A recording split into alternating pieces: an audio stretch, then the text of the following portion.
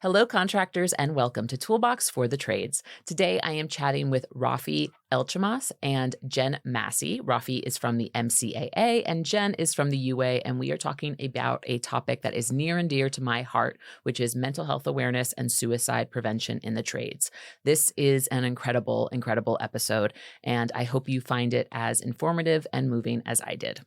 Raffi and Jen, I am so excited for you to be joining me today. We are going to talk about a topic that is near and dear to my heart. We're going to talk about mental health awareness and suicide prevention in the trades to kick off the month of May.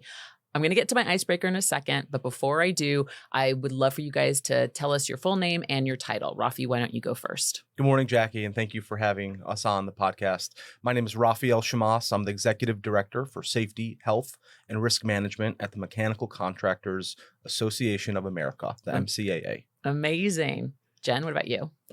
Jen Massey, and I'm the Safety, Health, and Environmental Administrator for the United Association. Okay, so we've got the UA and MCAA in the house here to talk about this topic that is so important, and we're going to get into it in a second.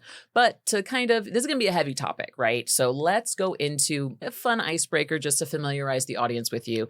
I had the pleasure of joining you two for dinner last night, where I got to discover that you both share a love of wrestling. So I would love to know, if you were a professional wrestler, what would your entrance song be? And Jen, why don't you start first? Oh goodness, this is one of my favorite questions. So this is nostalgic for me, and the theme would be I Am a Real American from Hulk Hogan, and I wouldn't change anything. He's a bucket list wrestler of mine that I want to meet. It's one of those things, so I wouldn't change anything. That would be the theme. That's the perfect combination to me. That is incredible. Raffi, what about you? Yeah, so I'm a 90s wrestling fan, and I think when my friends listen to this podcast, if I said anything but what I'm going to say, they'd call me out on it. So think back to the Stone Cold Steve Austin. You walk into the room, the glass shatters, and you hear the dun-dun, dun-dun, dun-dun, dun-dun. That's what I hear in my head when I walked into the studio today. Fantastic. I absolutely love that. And it is a delight to me that I'm here talking with two safety professionals that have a profound love of wrestling, which seems like it doesn't go hand in hand with safety, but I think that's wonderful. Thanks for sharing. We always ask on this show, how did you get into the trades? And you guys are coming a little bit different here. Normally I speak with owners, operators in the industry, folks who work at shops directly, but you guys work at MCAA and UA, and you kind of both have this interesting way that you came into this field. So Raffi, why don't you start? How did you get into the trade specifically? How did you find yourself in the position you're in today? Thanks, Jackie. Yeah, so I've got my short answer and it's very quick, but I'm going to give you my very long answer to this question. Great. We've got so many hours here in the recording studio, so we can do it. So let's start with the Occupational Safety and Health Administration, OSHA. They were founded in 1970. And if you can imagine, before 1970, that was only like 50 years ago. Before 1970, safety was not more important than productivity when it came to building this country.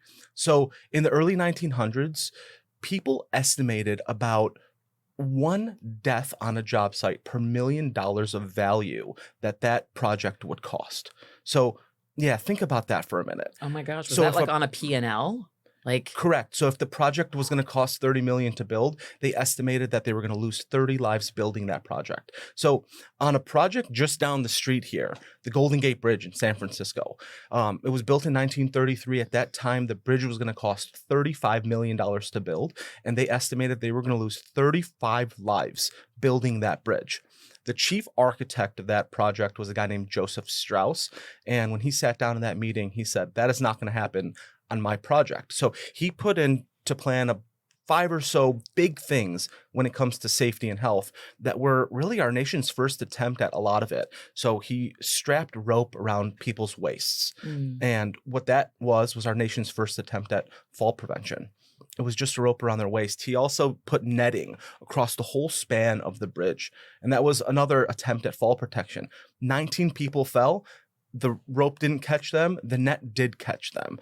He also mandated that hard hats at the time, they were really widely used in the mining industry, but they modified them for construction. He put everyone in hard hats on that site. He also mandated eye protection and respiratory protection for those riveters building that bridge. Oh, wow. So the big thing, and probably the most important thing that he did, was very novel at the time, which was if you didn't follow the safety rules, you were going to be dismissed and fired off that site. So he enforced the safety rules. Now, that was something that ended up saving a ton of lives. I think all in all, 11 people died on that project, far less than the 35 that they had projected. Now, I say all this because that was 100 years ago. That bridge was started in 1933. When I came into this industry after my undergraduate degree and my master's degree in health sector management and kinesiology, I took a holistic look at this industry and still saw we have about 1,000 fatalities a year. We have thousands of job site injuries, and other industries don't operate like that. I spent 8 years at a tool manufacturer to design tools to prevent musculoskeletal disorders. That is a very near and dear thing to my heart. I've had 7 hand surgeries, trigger finger tendonitis, carpal tunnel syndrome. So musculoskeletal disorders meant a lot to me. And then I joined MCAA 3 years ago with one specific mission: to improve safety and health for the mechanical contractors, and in doing so, raise the whole construction industry along the process. Now, that's a big ask to do. We have a big team that helps me do it, but it wouldn't be possible for me to accomplish that task without the partnership of the United Association and other like-minded trade associations like MCAA. Got it. Okay. Wow. Fantastic answer. Even though it wasn't a long one. It was a perfectly timed one, by the way. But really great insight there. So thank you for sharing. Sure. Jen, what about yourself? I think mine's a little bit more simplistic. So I was born into the United Association. I'm a second generation steam fitter. So when I was growing up, my dad was a superintendent in the shipyards, which was a pretty rough area to work in. So I got to actually go down to the shipyards when I was a little girl. And as I was growing up, there was a lot of injuries that happened to close friends and a lot of losses. And so as I was growing up and I would see these affect my father and what it did to a lot of the morale of the people that we were around all the time, that's where my focus became that people should be able to really go home in the same condition they came to work, and people should not be adversely affected in, trying to have a livelihood to provide for their families and themselves. So I wanted to go into occupational safety and health, but I also had a lot of good mentors that said, you really need to go into the trade. You need to be in one of those positions doing the job so you really understand. You need to be out there to experience it. So I went into the apprenticeship. I had 3 brothers. I was the only one that went in the apprenticeship. I was actually working on my bachelor's degree at the same time I was in the apprenticeship, which was a pretty big task. I communicated with a lot of the folks there that really helped guide me and allowed me to participate in safety as I was going through the trade. So it really helped. And when I actually turned out, I wanted to go into safety full time. And they were like, no, you need to actually be a foreman. You need to push a crew. You need to understand where safety and productivity meets the road. So they actually let my father come work for me. And so he worked for me for a period of time before he retired. I got to lay him off, which was pretty awesome. And then I went into safety full time and I haven't looked back. So I'm really blessed at the mentors that I've had in place to guide me along the way, to have a really true perspective of how the safety and productivity come together.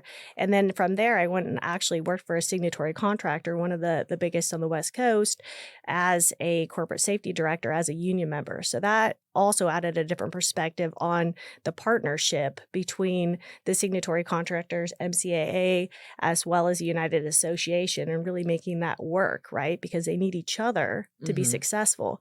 And that understanding and that mission and collaboration to work safely and get the job done and be productive is really what I focused on. I love this. This is something I think is so important because this is something I've never had to think about. I've always had an office job. And I mean, the worst thing that I'm going to encounter is a paper cut, or not even a paper cut really anymore because I don't really write on paper. But it is, I mean, the way you guys just shared your story, like how lives can literally be affected. And we want people to arrive home from work in the same condition that they left for work. I think that's such an important mission. Now, that being said, there's a lot of things that go into safety. I would love to know why you decided to talk about mental health on today's episode compared to the hundreds of other things that make up safety on these types of jobs. Raffi, why don't you go first? Yeah, that's a really important question. I think I want to start off by saying that I think inherently, Jackie, safety itself doesn't just improve on its own. It takes a lot of people working really hard to accomplish goals. Why I think we're talking about mental health awareness today is because just a moment ago, I told you that there were about 1,000 job site fatalities on an annual basis. Now, last year it might have been a little more, the year before it might have been a little less, but those are all physical injuries. That's falls, dropped objects, trenching collapses, electrocutions, everything that makes up physical safety. On average in construction, we have about 5,000 deaths by suicide. So, why are we talking about this? Because our people deserve better. They deserve better than what we've given them. They deserve better than what they've got. A new Harris poll showed that 9 out of 10 US adults believe that death by suicide is preventable now. 15, 20 years ago, that probably wasn't a true statistic. The stigma that we've encountered in mental health in our industry has been very high. When you think about our industry, they tend to be men, they tend to be macho, they tend to be unbreakable, right? These guys and these men and women build bridges, they build stadiums, they build hospitals, they build skyscrapers. Impossible feats, and I think that this is an impossible task, but we wrote the playbook with physical safety, how to prevent falls, how to keep people safe, PPE. We can do it again in mental health, and that's what we plan to do. Yeah, I love that. When you told me that statistic when we first spoke, my jaw hit the floor. 1,000 fatalities on average from actual physical injury, but 5 times that for death by suicide, which is staggering. And I want to say, we were talking a bit before the camera started rolling that ServiceTitan, originally we worked with residential contractors, and now we're so excited to be working with commercial and new construction with MCAA. And now I love that we have the UA here too. But I think this also goes to the residential side of the house. I was just speaking with a woman I know from ServiceTitan world. She owns a business in the South, and she told me that one of her technicians died by suicide, and it was a very traumatizing event for the entire team because these companies, they're very close. They feel like families in some ways, and this is a real thing that's affecting folks in our industry. So I'm so happy we're talking about it. Jackie, can I jump in one more Yes, time? of course. You just said something that really resonated with me. You used the appropriate language. You said died by suicide.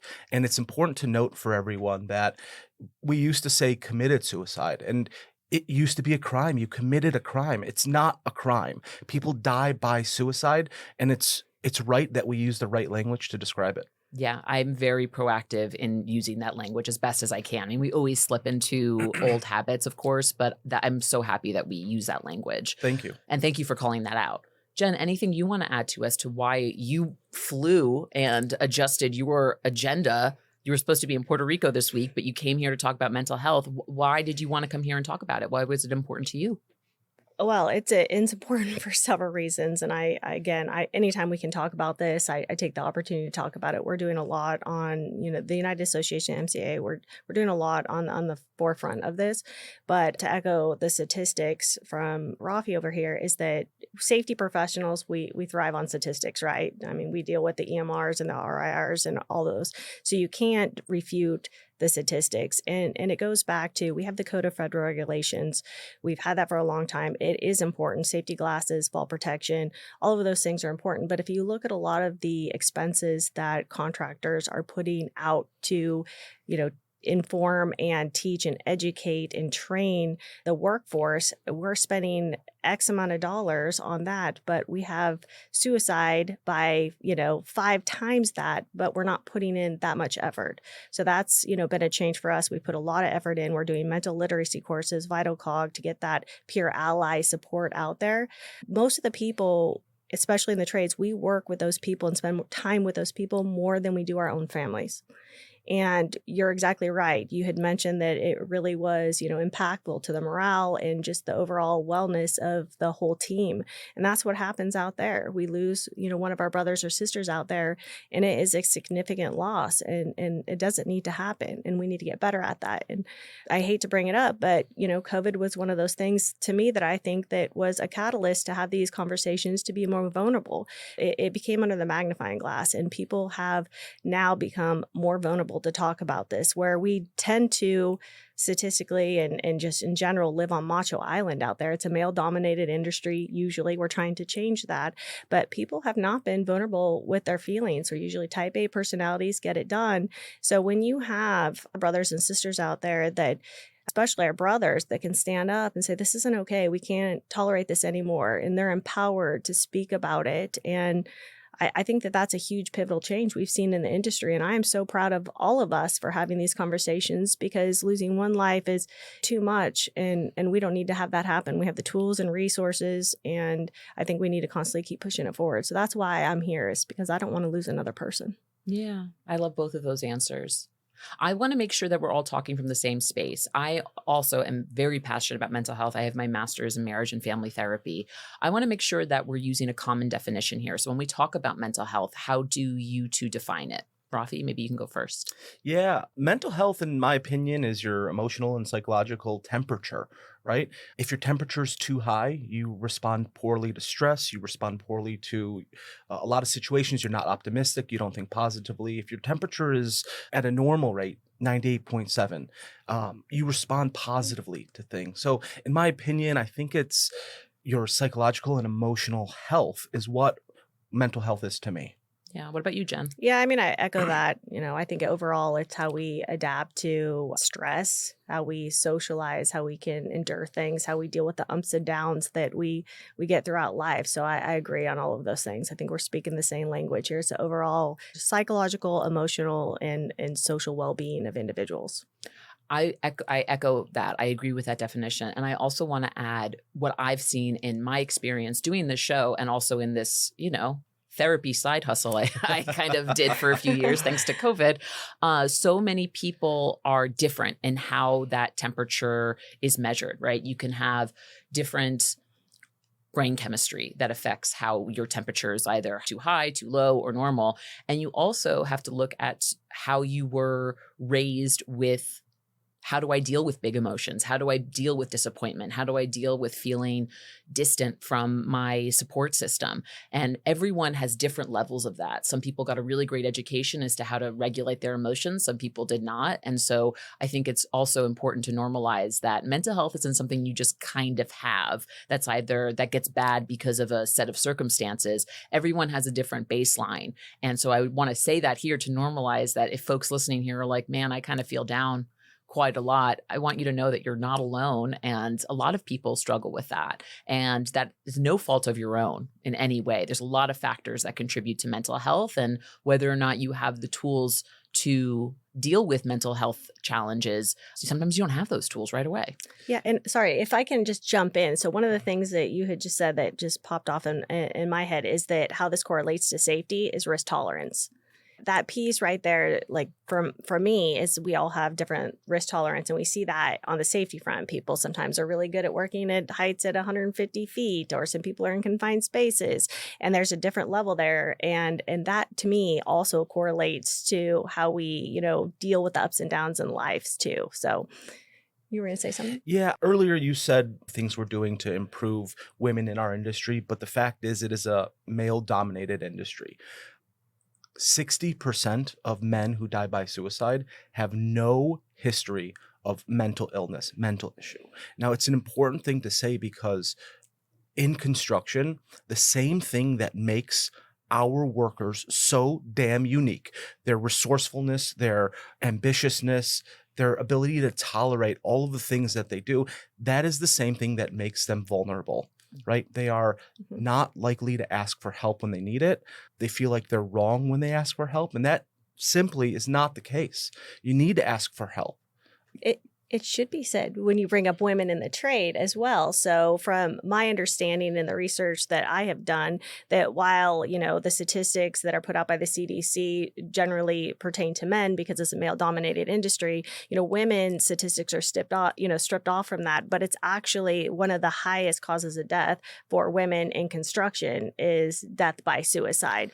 And why I think this is an interesting topic, because as we're trying to bring more women into the trades, there are certain unique perspectives perspectives as well from women that come in, right? I can speak from experience on that. There's a lot of mom guilt if you're a parent that happens. It's really challenging. Also, if you're a singular female in our industry, we tend to generally have more of a motherly, nature to us. And unfortunately, sometimes the ones that do want to communicate, we end up being that person. So there's a whole nother realm that I think that people should be aware of, and why it's important to get resources out, because you can be one of those singular people. I was the only woman in my class and on a job for a long period of time, and I got to hear everybody's problems and ask perspectives from a woman's standpoint, and that can be a lot too. So I think that the more we get resources out that are available to everybody, I think that's also going to be beneficial as we bring more women into the trade. Very good point. Yeah, actually, that's really interesting. I didn't think about that. But if you are a woman who, if we stick to traditional gender roles here, right? Like women are seen generally as more nurturing. They're more of a person to go to if you need some support. I can imagine how that could become very burdensome as the only woman in the workspace who's receiving some of this stress from their coworkers. Can I give you an example? Of course you can. All right. So going through my apprenticeship, I remember specifically sitting in the car in the parking lot, and I was talking to my 3-year-old on the phone before class, and she started crying and asked why I didn't love her anymore. And at that moment, it broke my heart. That was the closest I've ever come to quitting the trade, because I just didn't think that I could do it right. But I knew it was on the other side. So I, put myself together and I went back to class. But I couldn't talk about those type of issues either, because you also can't at that time feel like you could be vulnerable yourself because of what you bring to the table. So I went into class, and then I get to listen about everybody else's issues. And so there's this different dynamic that does happen as well. So I think that we need to be cognizant of that when we're having these conversations, and I would be remiss not to bring that up, because I need to speak for those women out there as well. Thank you so much for sharing that. I think that's so important. And I'm sure I know for a fact that there are mothers listening to this who have spent hours of their day working on their business or working as becoming an apprentice. I actually have a woman who came on the show right before this airs.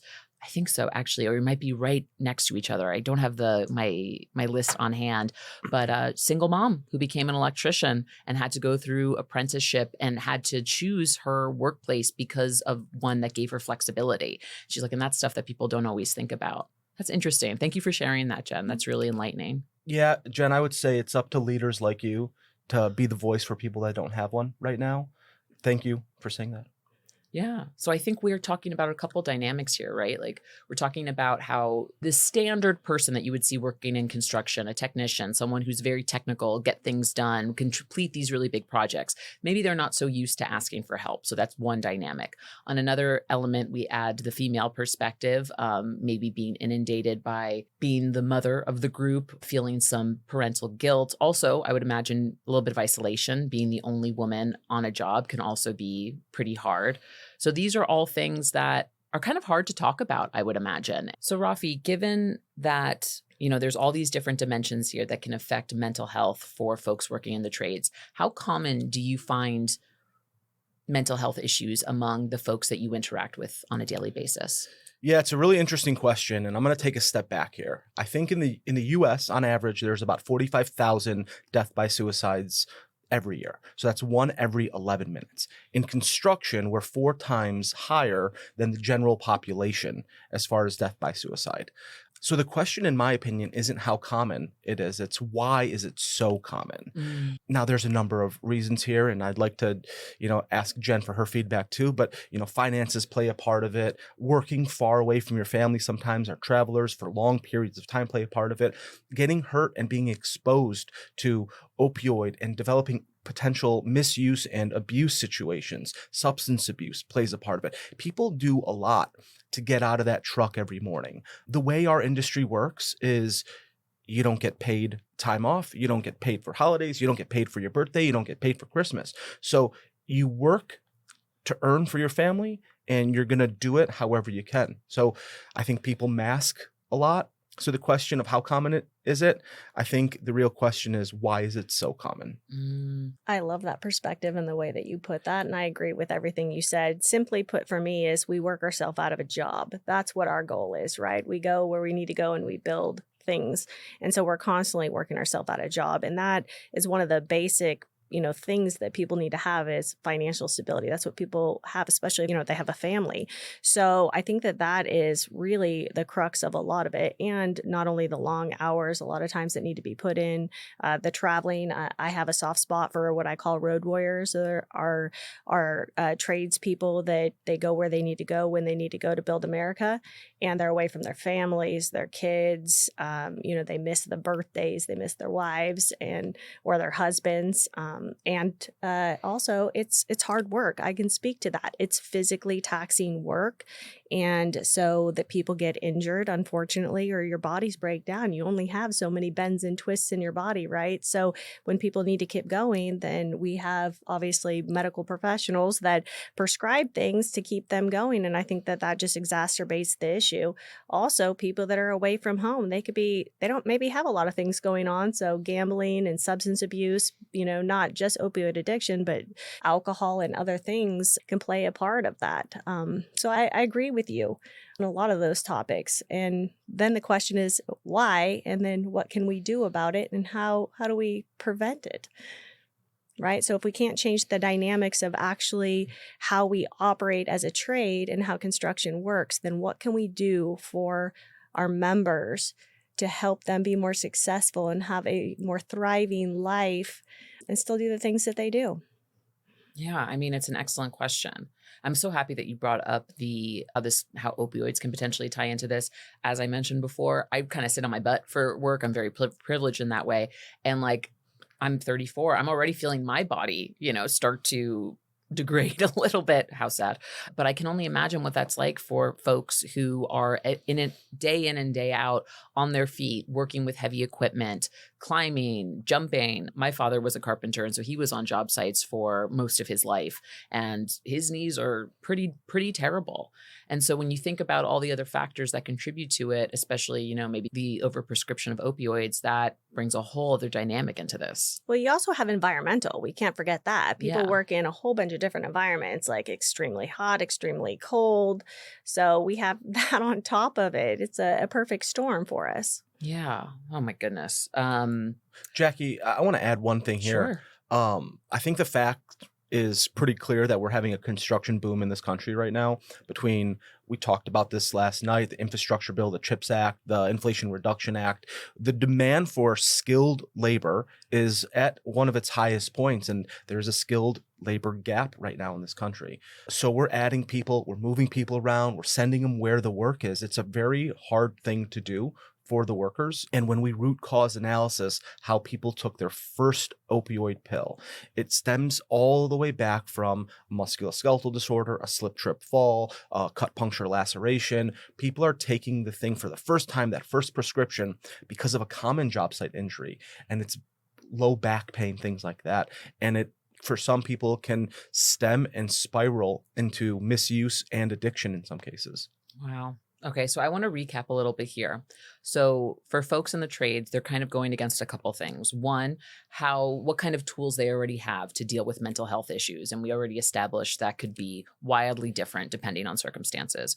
We have physical limitations, right? Having a job that's, physically demanding and can cause you to hurt yourself more frequently than a job like mine. Then we also have environmental factors, which are, extreme heat, extreme cold.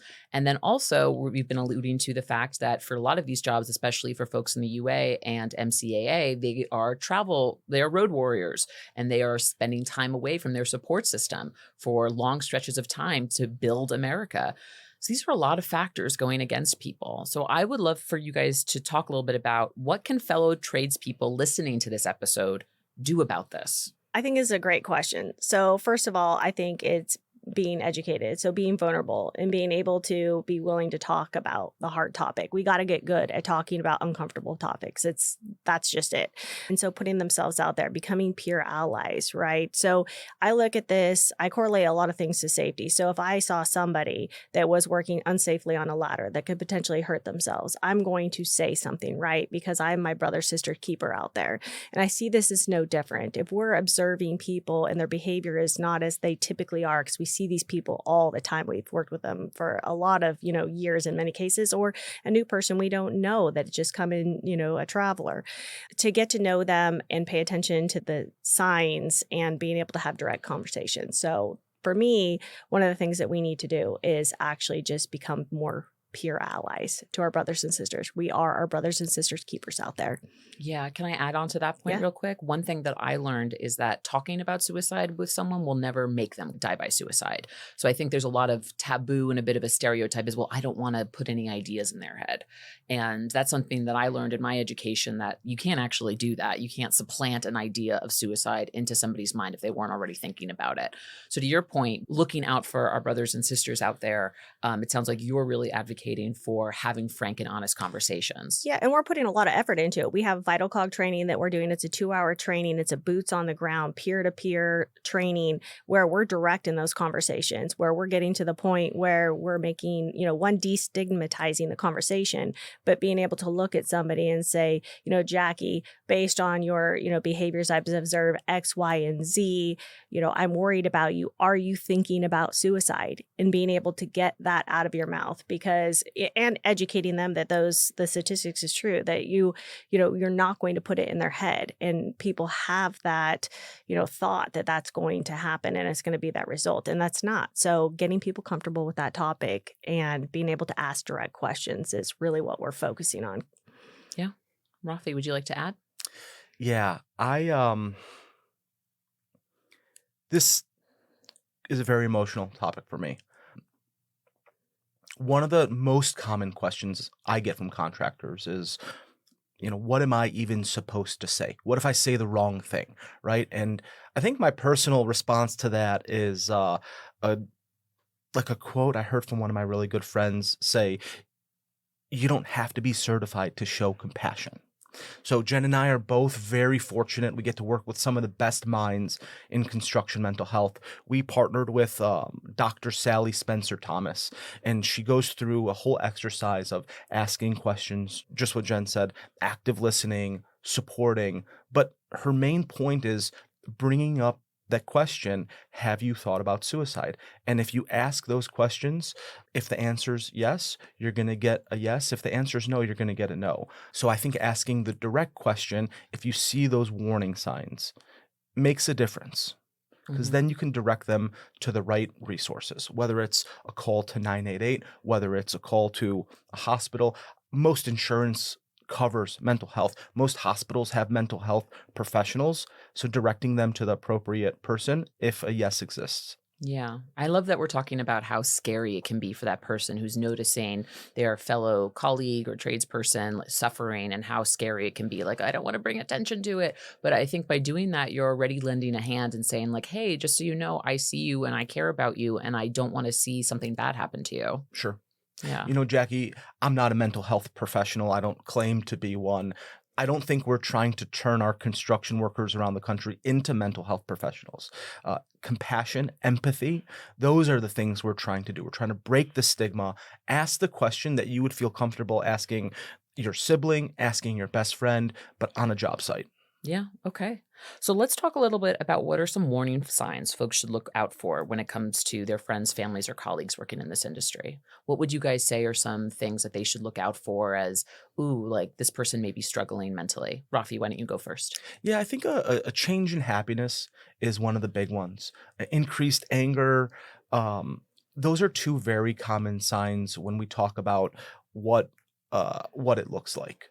That's in my opinion. Okay. What about you, Jen? Yeah, no, I agree with that. I think appetite, I think those are like the general ones. If we're talking about trade specific stuff for folks, I mean, there's a lot of indicators, people that have normally had good punctuation, not showing up to work, being late, people that have normally been happy, super agitative or argumentative about things, even their craftsmanship can be suffering. So we have a lot of other cues from a field perspective, just in addition to like the behavioral aspects that we can pay attention to. That's great. So if someone notices these signs, what should they do? We'll have a conversation. right? It's again being our brothers and sisters keepers out there, and actually just having the conversation and seeing where it goes. There's a lot of important things. Follow up is important as well, so we talk about that. Making sure that where I'm going to follow up with you after the conversation, but it's just having the conversation, opening your mouth is the big thing. It's just taking that step and not ignoring it. Yeah. Anything else you want to add, Rafi? Yeah, I think safety is all of our responsibilities. So my safety on a job site, it's up to you, Jackie, to Mhm. keep me safe. It's up to Jen to keep me safe. That's how I feel about all physical safety. It's the same thing for mental health. If I need your help, it's not just your power to do it, it's your responsibility to keep me safe. So you're keeping me safe for my daughter and for my son. You're keeping me safe for my wife. I would do the same for you. And that's how our workers around the country should treat each other. I was just going to say, I think that it's become more common too that people are starting to use the term psychological safety or holistic safety, where we're really paying attention to the physical, psychological, and emotional aspect of our workers. So I love seeing that tied in now versus just the physical aspect of Yeah. safety out in the field. So I Mhm. think that's really important. Yeah, we've done a damn good job of protecting people from the shoulders We down. have. It's about time that we start protecting them from the neck up. Yeah. I want to throw out a question I didn't prep you guys for, but it came to my mind and I have to answer it because you talk about psychological safety. And in the workplace, there's a lot of factors that could contribute to psychological safety. What about the manager on site, the foreman, the GM? Let me know if I'm using the terminology correctly or incorrectly. What if that person is the worst? What if that person is like a total, can't think of another word other than hard ass, excuse me. But like, what if you're in essentially a toxic workplace in these situations? What would you recommend members do? Well, I mean, you run into that often. I mean, I was taught a little different, right? I was taught with the philosophy when I was a foreman that you conduct yourself in a manner because you don't know if you're going to be working for that person next week, right? So you always treat people with kindness. I think that we're talking about two different topics, maybe, because you have the mental health piece of like the worker. Some people are just programmed a little bit differently for personality wise, where they're more like really type A, they're assertive. That doesn't mean that they're having mental health issues. It just means that they have a different way that they conduct business. So maybe I'm not really clear on when you mean they're like a hard ass, because sometimes people they push productivity, but are you talking about from a bullying standpoint? Is That's that what more we're what I'm trying to? talking about. Yeah. Yeah, I think having the conversations. I think one of the things that, generally we're good at is communicating like, hey, I don't really appreciate the way you're talking to me, or, whatever the case is, to get them to understand from a different perspective. But there's also a hierarchy of communication. So you always could go to your general foreman, right? Mhm. And talk about that individual. But it does happen, but bullying and harassment is not tolerated. Discrimination is not tolerated. Our general president, Mark McManus, has made that very clear.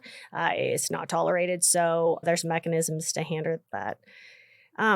If we could take a step back really quick, too, one of the things that I think is important that we haven't touched on is the golden handcuffs Tell in me. constructions. And what I mean by that is when we talked about finances, the ebb and flow, but also when you just brought up the supervisor, that's what really sparked that in my head, because people are put into different roles where there's a different scale that they make financially, right? Their pay scale. Or you have a new apprentice that comes in. So financial literacy is extremely important in our world, because they can come in, not be making very much money, and then start making all this money that they get on overtime. They start buying the trucks, the houses, and all of those things. Well, the work dries up. It's ebb and flow. Construction is ebb and flow. Yep. Right now we're in a boom, but that golden handcuff is extremely important. It's one of the big factors of death by suicide. So I think that that's something that shouldn't just be ignored, as well as financial literacy in our world. Going back to your question, I want to make sure I'm saying this right for you, Jackie. Mhm. Bullying and harassment won't be tolerated on any site. We are all aligned with that. Having said that, I understand the hard ass project manager or foreman who is responsible for timelines and budgets, and I get that. When it comes to safety and health, every single person, whether you're a laborer, an apprentice, you have a stop work authority when it comes to safety. And here's my hot take: it's not your authority, it's your responsibility. When you see something happening that's unsafe, whether that's physical safety or harassment, bullying, which can jump into mental health, it is your responsibility to stop work. You could shut a whole job site down if you see people not using fall protection, leaning off ladders. That's your responsibility to that person and to their family and to that job site. So to your question about the hard ass project manager, there's a fine line between being a hard ass and doing the right thing. And it's everyone's responsibility to stop work if they deem something unsafe. Thank you for sharing that. And I appreciate you guys answering that question. What I've found, the work that I've done in mental health and just being in the workforce for several years, sometimes it's frustrating to me. So I'm imagining it's frustrating to listeners. You have people that are talking about the importance of mental health on one hand, but then really focus on productivity in the other. So I think it's important to address that sometimes those two things can be in juxtaposition of one another. Can I give you an example of something that came up that I thought was really profound? So I was doing this 2-hour Vital Cog mental literacy training, and it was with supervision that had been in the trades for 28 to 32 years, right? That time frame. And we were talking about the factors for suicide on the Joyner model, right? So isolation being a burden. And it was interesting, the light bulbs come off. And these are, I would say, pretty assertive supervisors, right, out in the field. And we were talking about how somebody could feel isolated or a burden and what that would look like in their world. And one of the things that came up I thought was interesting is they were talking about the fact that they put out productivity sheets, right, for like, let's say welders. And they put it out there and everybody gets to see it on a weekly basis, what the productivity is. So now you could have several different factors, right? You could have people that have been there for a while that maybe their productivity was low because they didn't have materials. You don't know what it is. It doesn't show that. Then you can have productivity that's low because you have a new travelers coming and just getting the logistics up. So that right there creates the sense of like being a burden and isolation. The conversation then goes on to somebody sharing about their child being in cross country. And there was this story about this child that had unfortunately gotten in a car accident. Dad passed away, but he had no leg. He had a prosthetic. And so he was running cross country and he was last in every cross country meet. But what the coach did was actually put up a bell. And so the team then started celebrating their PRs, personal records, right? Yeah. So when they came across, so instead of one person winning, they were all celebrating their individual successes. So as this conversation is taking place during this training I'm doing, they put the, two and two together that were like, wow, maybe we should put out these PRs for productivity instead of putting this out that, just the actual list, because then people have something to celebrate. You're eliminating the isolation, you're eliminating the being a burden on a project. And I just thought that was really profound, that exercise that took place on identifying potential issues with mental health with what I would consider very, very seasoned and very assertive supervision. And I thought that just brought a whole different levity to the situation. So I think back to your question too, what you could do is maybe bring a different perspective to a conversation where maybe people can understand something a little different. Yeah, because it goes back to everyone's operating with different skills and different levels and they're different facets of being a human. So I think celebrating personal records could be really important. Same thing for on the ServiceTitan side, close rates, average ticket, all of that stuff. Like it's so easy to prop up the best salesperson every month. But what about celebrating someone who increased their average ticket by 25%, 50%? Even if they're not the top, they're still improving. I want to make sure we give credit to the golden handcuffs because I know that's an important topic for you, Jen. So when you're referring to these golden handcuffs, you're talking about how financial literacy in the trades, and let's just say in general, financial literacy is really hard. I think we can all, I'm not sure if you guys can, I'll speak for myself. Financial literacy is something I've had to teach myself and is very hard and intimidating. I think there's a lot of mental health stuff wrapped up in finances, personal finances. So you're saying that even though, say, a tradesman or woman is working on a job site and say they're miserable, they want to go home, or they're really suffering, they feel like they have to be there because they don't know when the next line of work is going to come. Is that how you mean it to be? Yeah, I mean, that's a piece of it. That could be one element. And I think it's multifaceted, right? Because you also have people that maybe were not making as much money in the past that all of a sudden now they have, a vast more amount of money at their disposal And so they're buying more things that they are now, in debt with payments and house payments and trucks and boats. And then the work dries up. And then unfortunately, we turn into a pseudo country song, right? The wife leaves the cars taken away. And that happens a lot. So that's the other aspect of the golden handcuffs, or you could be put in a foreman role or a general foreman role or a superintendent, and then that project is done and you're back to being a journeyman. That's a pretty big gap in the pay scale. Yeah. So- Yeah. I'm really happy you're bringing up financial literacy and, kind of catching up with these payments that they make as people buy more, right? There's a stat I recently found out, which is that the average monthly car payment in the United States is $738 a month for new cars and $532 a month for used cars.